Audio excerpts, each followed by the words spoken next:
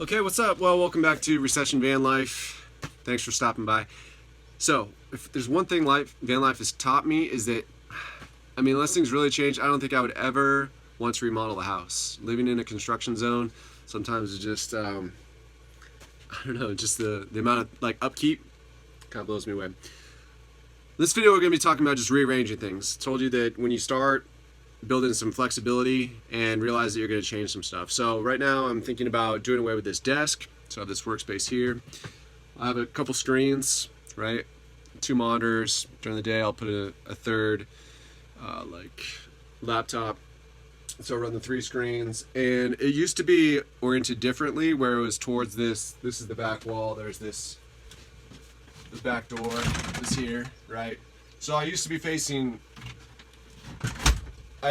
back, and I kind of decided, just looking at that one wall isn't very good. Sometimes I'd like to lean back and look out that door that I just showed you. What I've decided to do is get rid of this desk, try to move the screens up to the shelf or the countertop, and then basically make this desk like a flip up, flip down type of thing. So it'll be a little bit of adjustment, but I think it'll make the space more usable. One of the problems is that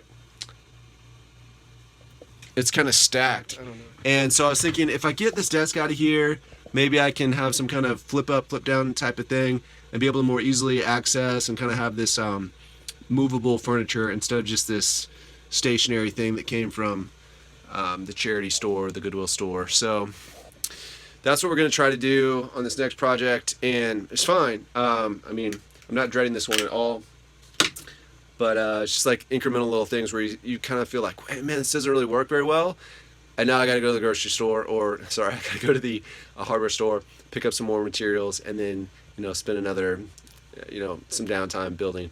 But it's fine also in the sense that you could be just wasting your time watching sports or whatever, so it's kind of cool. It does have that feedback at the end. It just is a little expensive, so we'll see how it goes. We'll see here at the end what we end up with, but that's the general idea for this one. Okay, so here's the big reveal. We got that desk out of there, and here's what we ended up with. I have just a shelf here on the back wall, and then this part actually folds up, so we can have the second kind of working station or desk area for a keyboard and a mouse. Zoom in here a little bit and give you a better shot. Okay, so what we have here is this is on a hinge, and it'll just pivot up, which will have enough space for a keyboard, a mouse, and like a notepad for whatever notes might need to take during the workday or whatever. Anyways, and so I want to get one other. These are shelves. This is just shelving. This material, it's 4 feet long, 2 feet wide, and so this is standard. It's made by Rubbermaid. So anyways, along with those, they make these little support brackets on the bottom that'll kind of be at an angle, right? I think they're pretty standard for closets and whatnot.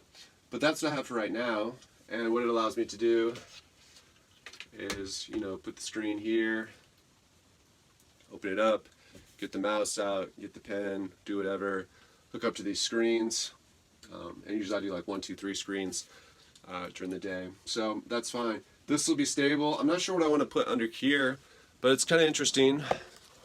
So now if I kind of come down here at this level, there's a bunch of open space now. I can put, I don't know, maybe some kind of shelves here in this area. You could see, yeah, some kind of shelves maybe here. I don't know what I want to do. I still have my heat from the diesel heater coming in here, so I need to leave that open.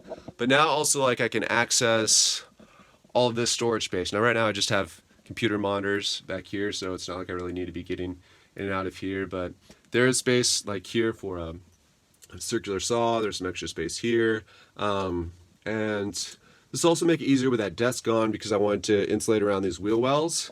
That's kind of like a future project, but it just makes it really easy. Also, there's an extra space. So with that desk on, you can kind of see not only this storage area is now available, which is fairly large, but there's also a secondary short, kind of hidden almost shelf that's back here. So, but now I just have a lot more open space in here, which I don't know is necessarily a huge win. It seems somewhat good, to have less stuff in the way, to have more movable things to be able to, if I really wanted to open it up. I mean, now I could definitely do like a yoga session in here, or stretching, sit-ups, whatever, push-ups. So I don't know that I've like gained that much necessarily, but it's definitely an improvement. Now I just kind of have to figure out, with this new space available to me, how can I use this to my benefit.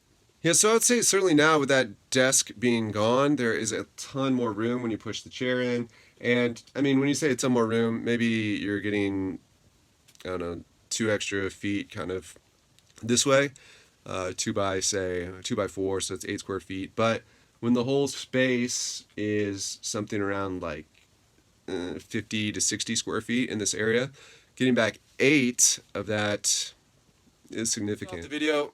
So to end off, one thing that I was really excited about driving from Florida through the Midwest, a couple, maybe 1,500 miles, was that the solar panels held great, didn't have any problems there. So we talked about that before in previous videos about using those metal channel brackets with 7mm bolts, but that worked great. The other thing that happened is I rolled through a truck stop and they had a 50% off rack, and on the rack they had 1,000-watt pure sine inverters, and so I had them ring it up. It was $110 with cash. I said, I can buy this for like 53, and they were like, yeah, you can buy it for 53. And I said, really? I said, because $53 brand new, that's great.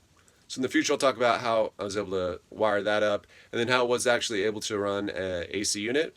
And so we'll go back and we'll do a rework of the upsizing the power inverter, and then how well solar does and doesn't power a 5,000 BTU air conditioning unit.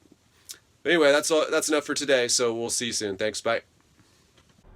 Hey, so just to end off, I mean, this is the beginning desk, and put an extension on there, and this is what it's like with that gone.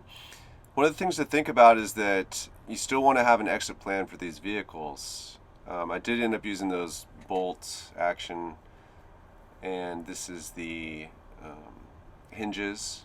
So it's nice for it to flip down. That way you can remove that back shelf.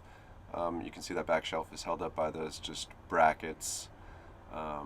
It's nice to have a couple screens, but to still be able to put sheets of plywood. So we went down and got a bunch of sheets of plywood and loaded all up in here. So it's still a functional construction vehicle. If someone wants to use it for that, it's a little tight, but at the end of the day, I mean, it is important to be able to say, when I go to sell this, what am I going to do with it? Like, what can I do with this? What value can it have to someone else? And if you can't put a 4x8 sheet of plywood in a huge truck like this, it's kind of lame. So just something to think about as you do your build. Okay, thanks, bye.